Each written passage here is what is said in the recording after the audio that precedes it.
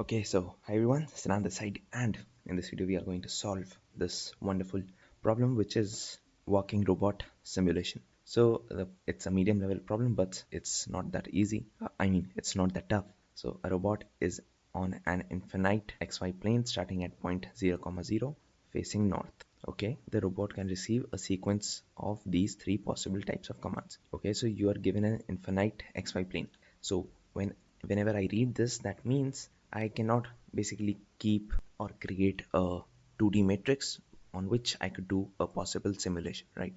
I need a different way to figure out the location on the matrix. Okay, the robot can receive a sequence of these three possible types, which is -2, -1, and a value k, which is from 0 to, 1 to 9 inclusive. So -2 means turn left, -1 means turns right. That means if you get a negative value, that means you have to turn, and that's -2 or -1. Given, if you see the constraints, commands of I is either -2, -1, or any integer between 1 to 9. So we have a finite number of possible values of k. Okay, I'm good with that. So now what I do is I see the question. Okay, so the problem comes at this point. We also have some obstacles, and the ith obstacle is at the grid point obstacle I, which is xi comma yi. So you're given the location of the obstacle, and if the robot runs into an obstacle, then it will instead stay in its current location and move on to the next command. So whenever I run into an obstacle, I don't go on the obstacle, I just follow along the next command. Either if I get a negative value, I turn left or right, otherwise I just do whatever is asked to do.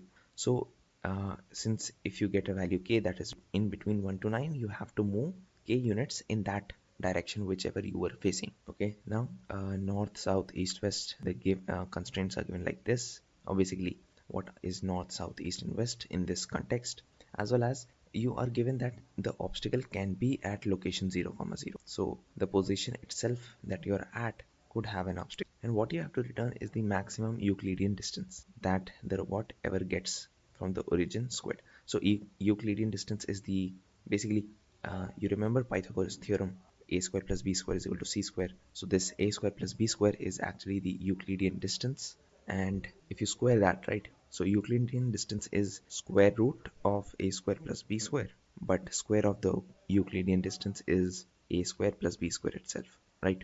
You have to keep that in mind.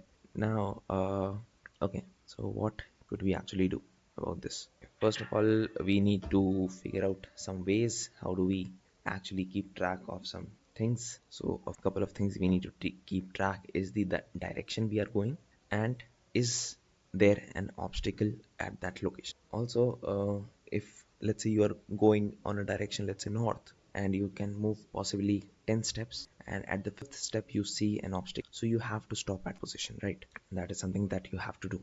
Okay, now let's look at, so the question is straightforward, so let's do with this test case. 4, -1, and 3, and obstacle is empty list. Okay, so here we are in my notebook. So first of all, I just drew this direction just for reference: north, south, east, and west. And if you see, how do I denote the direction? I denote with a pair of integers. So x, y, assuming this is the x-axis, this is the y-axis. Now if you have to go right, which is east, that's 1, 0. If you have to go south, it's 0, -1. If you have to go west, it's -1, 0. And if you have to go north, you have to go 0, 1. And initially what is given to you is that you're initially facing this north direction. Let me keep track of a direction, let's say north. Okay, this is good. Now what I do is I'm starting at 0, 0, 0, 0, and there are no obstacles, so we won't have anything to worry about in this case. But let's see what happens. I see a right. 4 means what? 4 means going in the northward direction, because current direction is north. So I go to 0, 4. Now I see a -1. So -1 is what? Left or right? So -1 is basically going, -1 implies right, -2 implies left. Okay, so what I do is I change my direction. Since I'm seeing a -1 now, I'll change this direction to towards right, and what is right? North is east. Now what I do is I see, after this I see a 3, and I go 3 in the east direction, 3, 4. Now the farthest that you could actually go from the origin is this 3, 4, and the value should be 3 square plus 4 square, which is to 25, which is basically 5 square.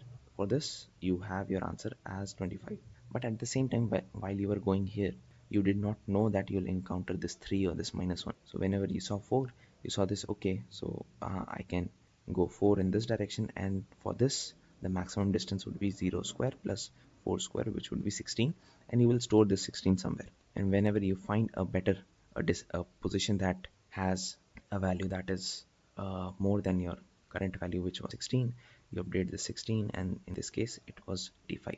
Now let's look at the second. Okay, so here we are back again, and now what you're seeing is the test case number 2, which is you have 2 comma 4 as your obstacle. Forgive if there is a spelling error, and basically this is your k values or the commands that you'll give to this robot. So first of all, it's 2 comma 4, right? So 2 comma 4 is 2, y is 4, so let's say 2 comma 4 is somewhere here. Now what you see is you have to go 4 in the north direction, so you go 4, you reach 0 comma 4, and then you see a -1.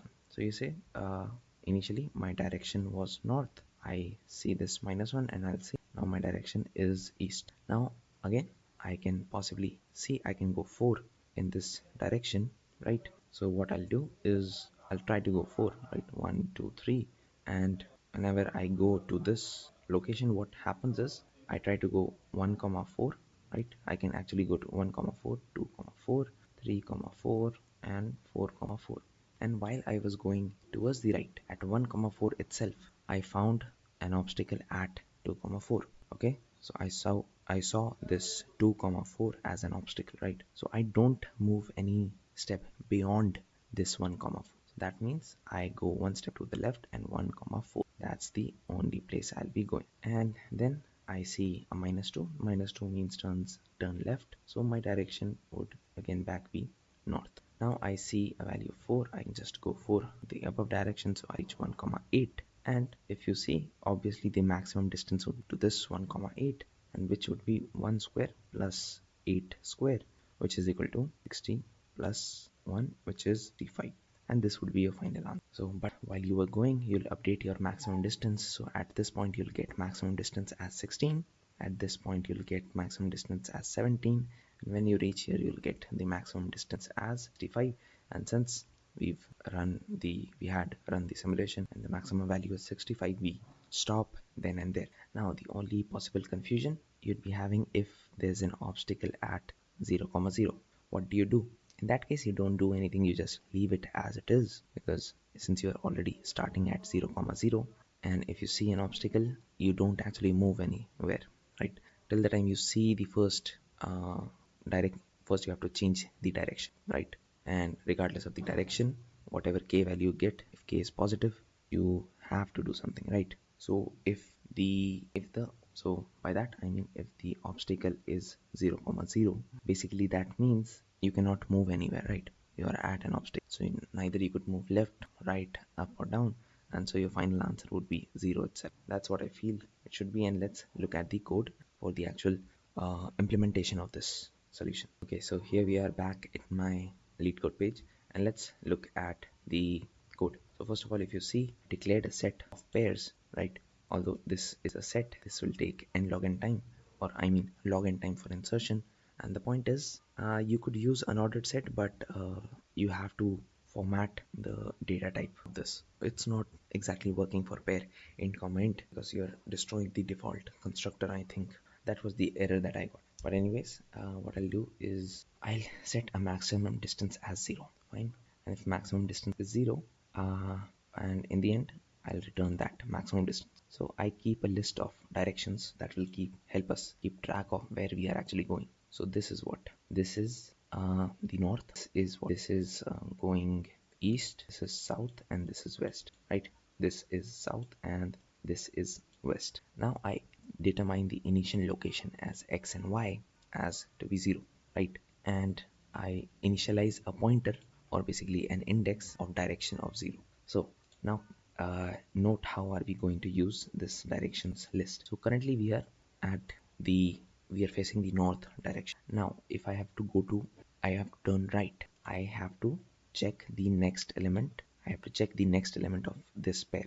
this one, it's going right. Now from east you again go right, you face south, and from south you again face right, you go west, and from west you again go right, so you'll reach north. Similarly, if you have to go, so this was for going right, but if you had to go left, what you have to do is from going from east to north, you have to go left, go left, go left, go left. So depending on your iterator where you are pointing at, moving left and right is basically an incrementing or decrementing this iterator. Okay, now one more thing is this obstacle. Obstacle is a list of lists, right? And what happens is, if for every move that you take, and if you're going to iterate through the whole obstacle array, that would increase your time complexity by big O of n. That is something that we don't want to do. And if you use this unordered set, that searching time would be a big O of 1. Okay, so location x, location y, my set. So what I do is basically I insert all of these obstacles in my set data structure, so that the searching of an obstacle, the time complexity for searching reduces. If you use unordered set, the searching and inserting would take constant time, otherwise it would take linear time for just iterating over all the list, and login time for ordered set. Now this is where the magic happens. So for k is commands, so I figure out all the k values in the commands. What I do is, if k is -1, that means I have to turn right. So I'll say direction is equal to direction plus 1 modulo 4. Modulo 4, why? Because if you are at this, look, this index is 3, 3 plus 1 is 4, 4 modulo 4 is 0, so you get at this position. So basically you are iterating cyclic, or you are iterating in a cycle. If k is equal to -2, that means I have to turn left, right? To turn left, I need to go one step back, which is back to this position, right? So for that, rather than going that one step left, I can go 3 step right. That is in a way one step. Why? Because we have 4 directions, so we know this for sure. So we know how to turn right, we know how to turn left. Otherwise, if it's not right or not left, what I try to do is I try to figure out next location. Okay, so next location is whatever my current location was, plus the direction I am traveling in, right? So I'm going one step at a time. I'm going one step in the direction that I want to go, and similarly I find next x and next y, which is possible element I could go next, and I try to find that in my set. And if I find that in my set, that means I am at what? I'm at an obstacle. So that means since I'm at an obstacle, I don't move anywhere. I stay at this position and I break out. Otherwise, if there is not an obstacle at that position, I update my location x and y to this next x and next y, and I update my maximum distance. Okay, so that is the whole idea, and in the end you return the max distance. The whole idea, if I have to summarize, I have a direction vector for keeping track of directions. I have a variable of max distance that keeps tracks of the maximum distance. I have a set for storing the obstacle itself, so that I reduce the time complete from big of n to log n. So that in itself is a big achievement. And for some reason, if you want to use unordered set, you could either convert this, you can create a mapping from a pair to an integer, and you could store that integer into that unordered set. That is one way you could store the, so that is one thing. And if you have to change the direction, you just increment the direction pointer. Otherwise, if it's a value that not a part of the direction, what you do is you iterate over 0 to k, and you check if that direction is having an obstacle or not. If you observe, if I might have said this wrong, I mean to say that if the obstacle is at 0, 0, what would happen is so location x, location y would be next x, y for I is equal to 0, and when these both are 0, I would find what do I say? I would find that obstacle in my set. So I'll just break out. So I would never actually update my location x and location y for the case where I have an obstacle at 0, 0. Fine. And since that is the case, the answer for obstacle being at 0 to 0 is actually 0. So yep, that was the whole video. Let's discuss slightly the time and space complexity. So let's say the size of commands is n and size of obstacles is m, and so this is constant space, and this is big O of m space for storing the obstacles, and whereas in this case this is big O of n for k commands, and for each n you're trying to search in the set, right? So n log m, where m is the size of the set, because set has the same size as obstacle.